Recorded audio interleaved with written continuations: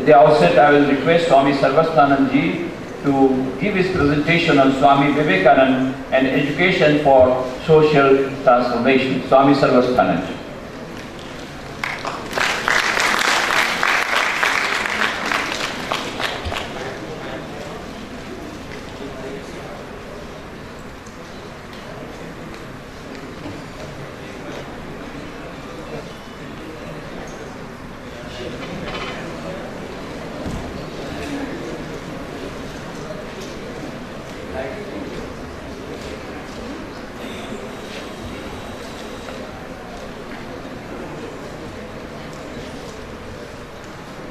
ओम नमः श्रीयतिराजाय विवेकानंद सूरये सच्चित् सुख स्वरूपाय स्वामिने नापहायिने.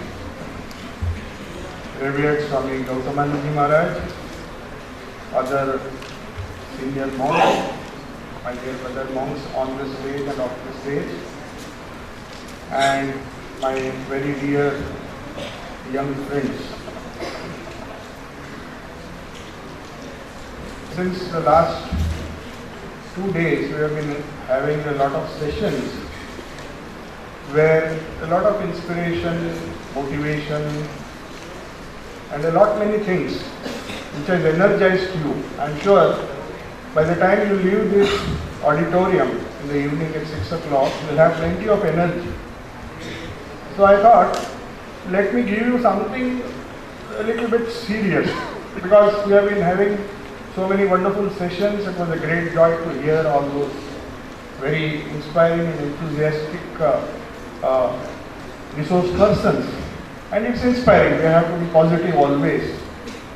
And that positivity has to be used in such a way that it helps others who are less fortunate than us to overcome their negative feelings or depression, whether it is in the socio-economic sphere or in the spiritual sphere.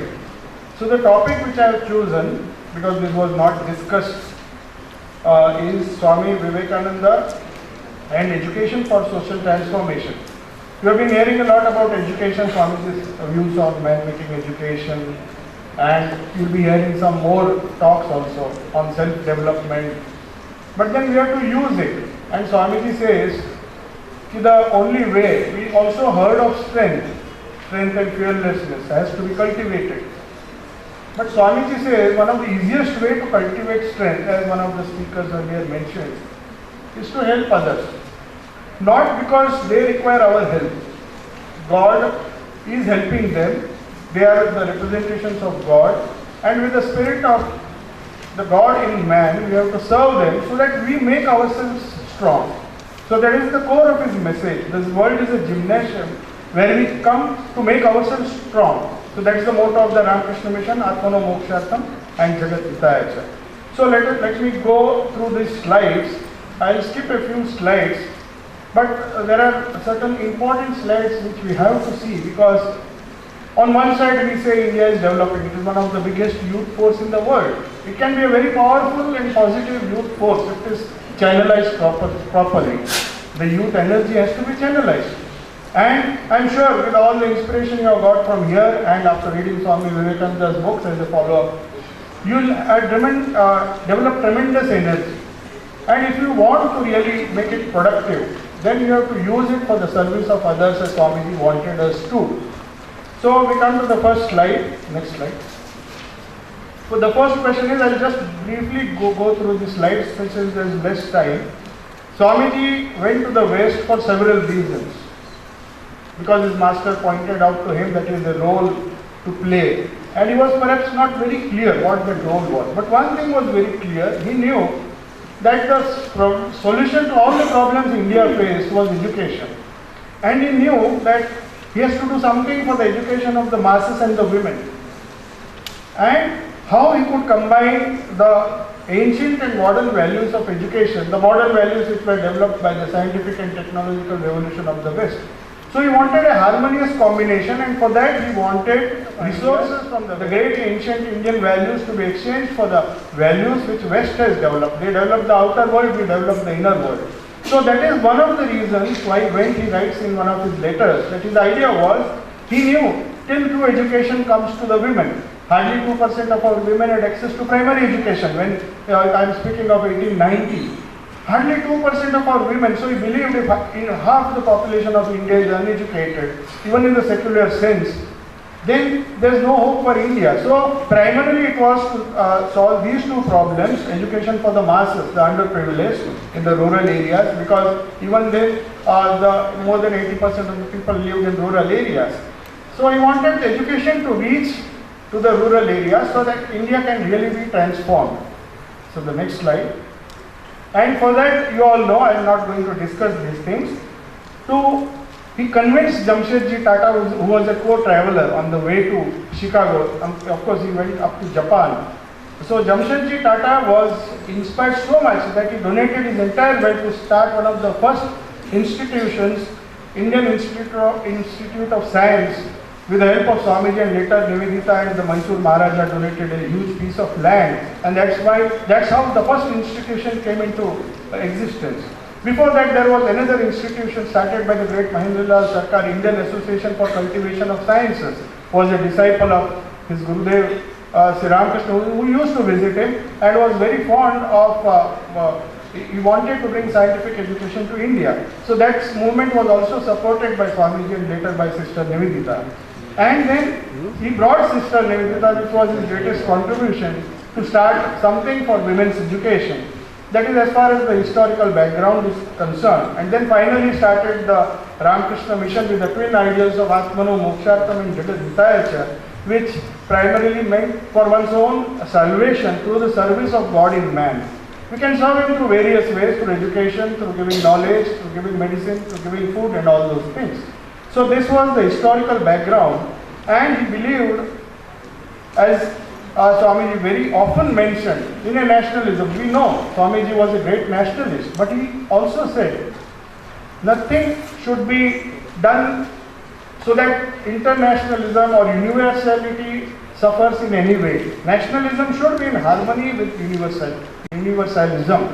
That's why UNESCO got a lot of inspiration. It started universal global organizations. He said that is going to happen in the near future. We have to be increasingly global, increasingly universal in our outlook. And that is what he learned from his great master Sri Ramakrishna. Harmony of religions, harmony of science and religion, harmony of all human energy. In fact, Roma Rolla very beautifully says, Swami Vivekananda was the personification of the entire human energy. Whatever was good in any culture, you could see present in Swami Vivekananda's personality.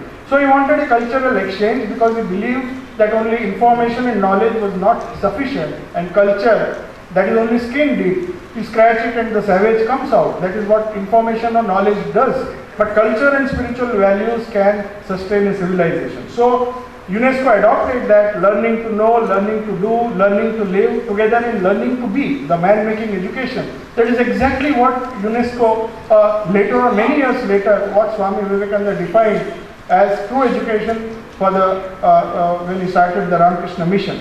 And he wanted, as Murthyji said yesterday, creativity, innovation and a scientific temper in our approach to all phases of life. That is what he wanted.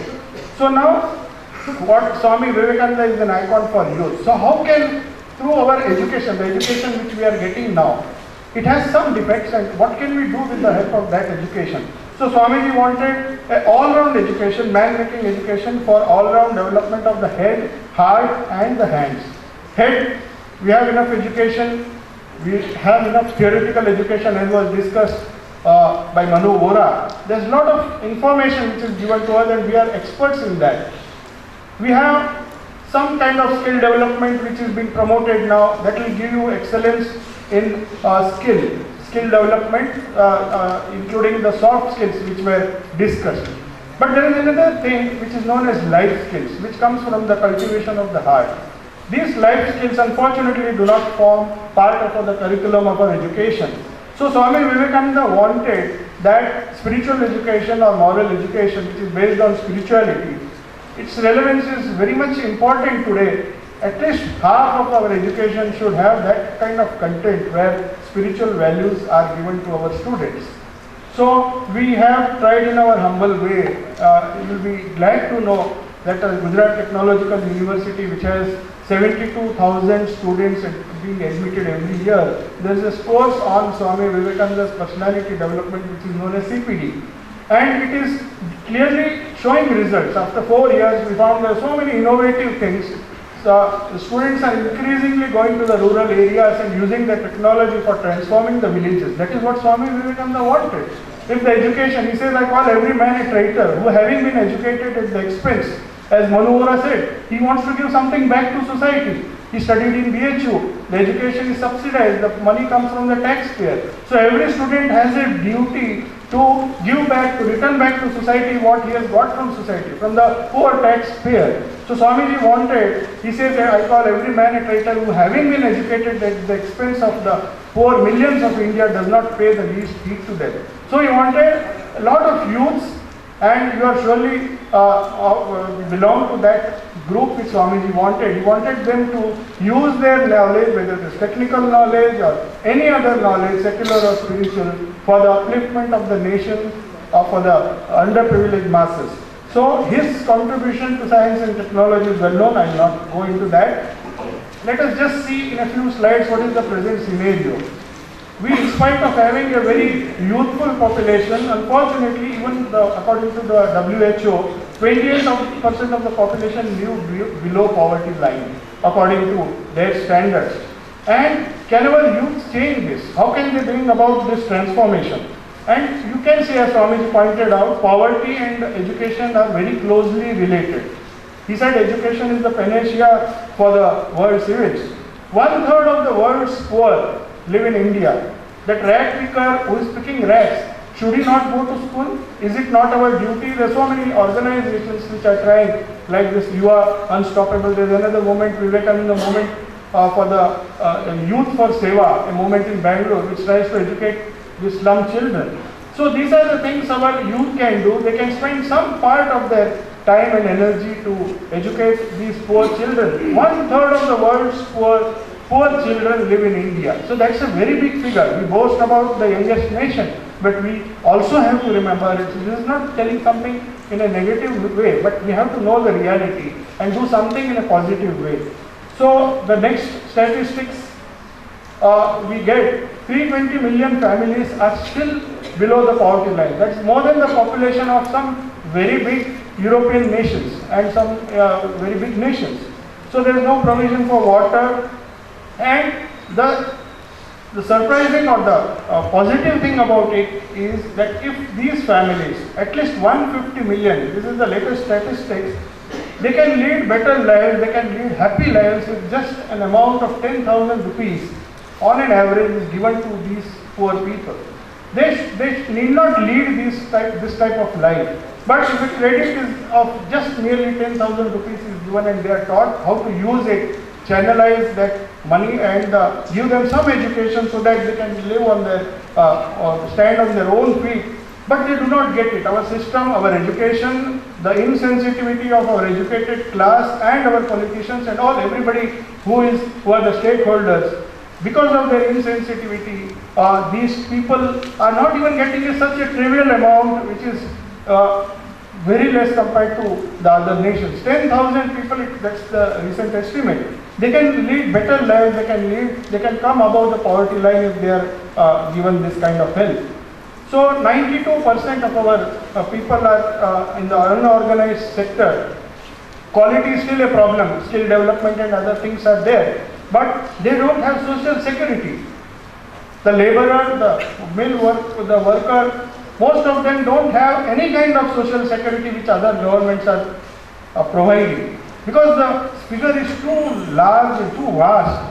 So many people working in the unorganized sector, they have to earn their daily living. They do not know whether they will get their next meal tomorrow. There is absolutely no social security. So you can understand what the magnitude of the problem we are facing. Now you see this crowd here, 40% of these children.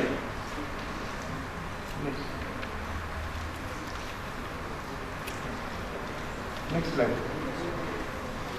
40% of India's children do not even make it to the 5th standard in spite of our Sarva Shiksha Abhiyan and all.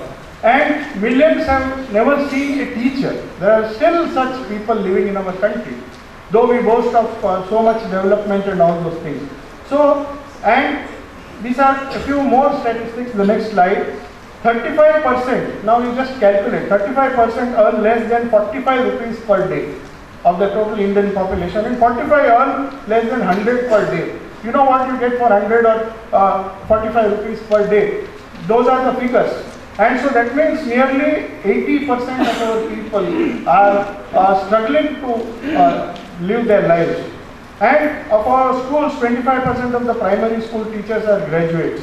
And schools, 28% do not have electricity. 9 out of every 10 in class 1 will not go to college. 62% of the children drop out before 10th standard, and only 10% study after standard 12. So these are the statistics. Now let us go to the positives. There's one more statistic. Though ours is the biggest youth population, 8.4 crore. This was a report given in 2003. Of course, the figure might have changed now, but still it won't be much, there won't be much difference. 8.45 crores of our young people live under extreme poverty, that is, they are earning less than 60 rupees per day. That is, the figures are astounding. 44.2% of the entire youth population living below the poverty line are living in India. So the problems are tremendous. Swamiji knew that, and he wanted thousands of youth dedicated to the ideal of service of God in man to come forward and think a little about the underprivileged people of India and the suffering people, and use their education to solve this problem. Now we come to the education. As has been discussed, I will skip this next 2-3 slides. Education is the manifestation of perfection already in man. We have been discussing this. And what is that perfection which we are looking for? Spirituality is discovering the Atman, or the infinite source of strength within, which has been discussed. Now empirical the part of it is that we should educate a person so that he can stand on his own legs with a spirit of philanthropy and the courage of a lion. These are Swamiji's words.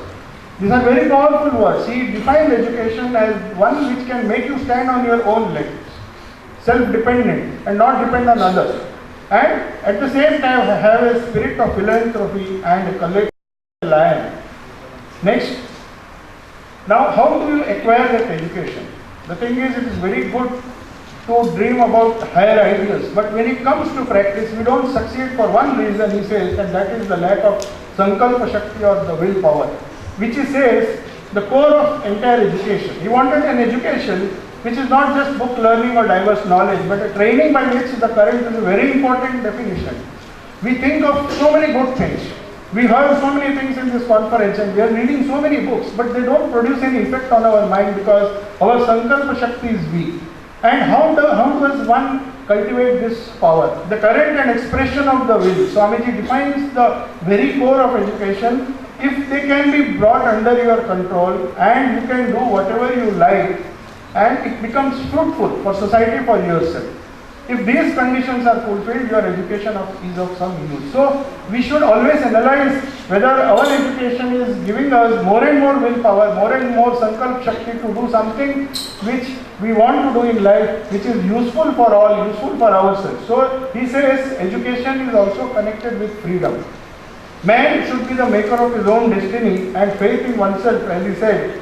Many speeches have been given on this. I am not discussing that. And he says one of the key ideas is to take the whole responsibility. Instead of blaming others, blame yourself, take the whole blame upon yourself. That's how you cultivate strength, and that's how your willpower increases and you start getting educated in the true sense of the term.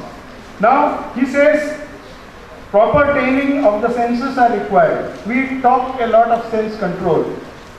It is the only source of generating this sankalp shakti or willpower, the control. Swami gives an example. If you can dam a river, the river, if it is stored, the water is stored, it generates tremendous amount of energy. But before that you have to control it. So that is the need for having some kind of self-discipline. Revered Swami Gautamanji mentioned about that. Strength does not come just by thinking of strength. It may come, thoughts are very good, but then you have to have control of all the different senses, the senses which are taking you outward. And when you control them, and when you try to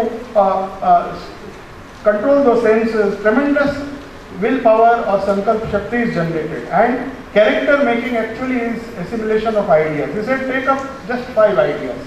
The great successful people of the world were the people who took up some ideas, few ideas, and made them, assimilated them into their very personality. The assimilation is very important. Otherwise, superficially we may get motivated, we may get lot of ideas, it may give us some inspiration for some time, but it does not last long. So the strength of mind has to be increased, the intellect is to be expanded. These are all Swamiji's words. And he says the heart is to be broadened, because the power of the heart takes you more further than the power of the intellect. That's what Swamiji believed in. He said the great people were great men of great hearts. It is their heart which strengthens their willpower. The tremendous willpower to transform society comes from the heart, not from the intellect. Intellectually you may be convinced, you may have so many ideas, but if the heart does not follow the intellect, the power does not come. So mind is crammed with facts. We do not know what to do with the information which we are getting. One of the students asked this question to Manu Vora. We have a lot of theoretical knowledge, but show us some way. Swamiji shows us the way. What to do with the knowledge which we have acquired. So he says we have to develop the knowledge which we are acquiring. Simultaneously we have to develop the power of concentration, so that we can collect facts at will. Whenever we want, we can put our mind to that that knowledge and then get whatever is there in that field. At the same time, he says one has to cultivate attachment and detachment. Sometimes you get attached to so many things and we are not able to leave it. He says simultaneously, that is the secret of work. So he says complete mastery of our own minds is very essential to, that is the essence of true education. And then experience. He says in spite of all the great ideas we have, education should help us to solve the problems of life. Mere information or ideas are not sufficient. Need for practical experience. He says, nervous association of ideas resulting in fruitful work. That's a very important concept. The idea should sink in our very nerves. Every moment of our life it should inspire us. That idea should inspire us to go forward and forward, onward and onward. So Swamiji said, it is the experience. We may have a lot of bookish knowledge, lot of information, but when we are in situations like the Mansarovar incident, he said, when we are in that situation, all the fear goes away, all the strength goes away, and then it is only our experience, repeated failures.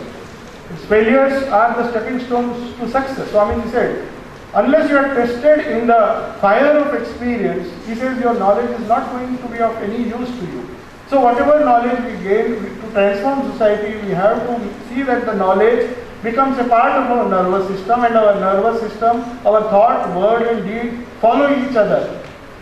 As Thakur used to say, the thought, word and deed, if they follow each other, action follow each other, then fruitful work is the result. So Swamiji says, for developing these things, clinging to books, these are all Swamiji's ideas, says degenerates the human mind, body and mind. This is a very important message which no other prophet has given before. He says to strengthen the mind, you have to strengthen the body. And not depending on others. For small things we depend on others. Dependence, he said, is misery. We have to be independent in everything, independent in thinking, independent in doing. Why should we depend on others for help? So Swamiji wanted each one to have a strong physique, because it is only the strong person who can be independent. So then, education for character, that is the last point. Character is the sum total of repeated habits. Next, pleasure and pain both mold character, and man travels from lower truth to higher truth. Never say a person has made a mistake. He is making mistakes, but he is learning something from his mistakes. So Swamiji wanted us always to be positive and learn from the mistakes which we make and mistakes others make. And then coming to the motto, he says the national ideals of India. Swami Vivekananda's famous quote is, the national ideals of India, renunciation and service. Intensify India in those channels, the rest will take care of itself. He gave so much importance to Tyaga and Seva, because he knew that religions have become lifeless mockeries. He said, many times he said, what do we mean by religion? If it is making a person selfish, it is not worth being called a religion. True spirituality, he says there are two tests of spirituality. One is it should give you strength, the second is it should make you unselfish. That's why he repeated again and again in all his lectures from Colombo to Almora, in the Indian lectures. He says this unselfishness is the test of religion. That's the most simple test which we can apply in our day-to-day life. Does it make you more unselfish? Then it will make you more strong, because an unselfish person only can be strong. The tremendous movers of society, the tremendous prophets, the tremendous workers, they were all unselfish people, because this unselfishness, this thinking about others, this thinking of the Atman in others gave them strength, and their own soul awakened to that strength. So unselfishness is strength, that is the definition he gives. In one place he says, this unselfishness is equated with strength. So if we want strength for our own moksha, or our own realization, to realize our own nature, divine nature, we have to help others. There is no other. This is the new path started by Swamiji. He says, service of God in man. By serving Him, you are serving yourself. You are making yourself strong. So he wanted our youth. I'll just sum up in these two slides. My hope of the future lies in the youths of such character. So no amount of motivation, no amount of good feeling, no amount of positive feeling will help us unless we test it in the crucible of experience. And this experience, you are having a wonderful opportunity. This is a vast nation, culturally very vast, spiritually very strong, and we are fortunately the science and technology, the way our Indians are adapting, we don't require those soft skills which our Manu Oraji wanted our youth to imbibe. We already have those soft skills. In fact, our IT skills are much better than many of the nations of the world. So we will get those soft skills. We have those soft skills. But what is wanted, really wanted, is to use those soft skills and the other academic skills. To use it, it requires life skills. The opening of the heart, which is very much missing in our syllabus, in our curriculum. So the moment we start thinking for others and trying to use our knowledge for the welfare of the poor people, you will see that a tremendous amount of strength will come to you. It's a strange paradox. By helping others, you are really helping yourself. That is the great secret Swamiji found out. When he heard the master saying Shiva Gyana Jeev Seva, he says it's a great revelation. I'll teach it broadcast all over the world. We are trying so many systems of religion, so many systems of meditation. But he says, unless your heart opens out and you worship the God in man, you see Him in every being, which we have neglected for centuries. In spite of having it in our system of Vedanta, he says, we neglected the God in other human beings, and that resulted in our weakness, our slavery, and all the ills of society was a result of that because we did not practice that kind of worship. So Swamiji wanted a new civilization to come from India, taking the best from what our West had to offer, the science and technology. Fortunately, those tools are available for us to solve the socio-economic problems. But if we do it in a spirit of worship, and if we use our knowledge to solve the problems, to transform society, to transform the problems, the small problems which do not require cutting-edge technology. We are intelligent enough to solve the small problems of our rural brothers, the brothers who are living in far-off areas. So much drudgery is there, so much pain is there. They are working so hard to produce so much grain. We do not, if we apply even 1/10 of our intelligence to solve these problems through, as Mehtaji very nicely said, if we cannot use that knowledge for solving our own problems of the poor, then what is the use of all our scientific and technical knowledge? We don't want advanced technology which can solve the problems of the rich. We want technology which will solve the problems of the poor, who are in a vast majority. So let us take a vow from today that we will use our knowledge, whatever capacity God has given us, whatever opportunity God has given us, and as Swamiji wanted, let us use our knowledge for Bahujana Hitaya, Bahujana Sukhaya. So his last call, I'll end with that. Men, these are wanted. Everything else will be ready, but strong, vigorous, believing young men, sincere to the backbone are wanted. 100 such and the world becomes revolutionized. And I'm sure from 100 we will get a lot of youths from this gathering who will come in this category. So may Swami Vivekananda bless you all, bless us all, and give us the strength to use our knowledge, to use our energy, and use all the strength we have to solve our problems and solve the problems of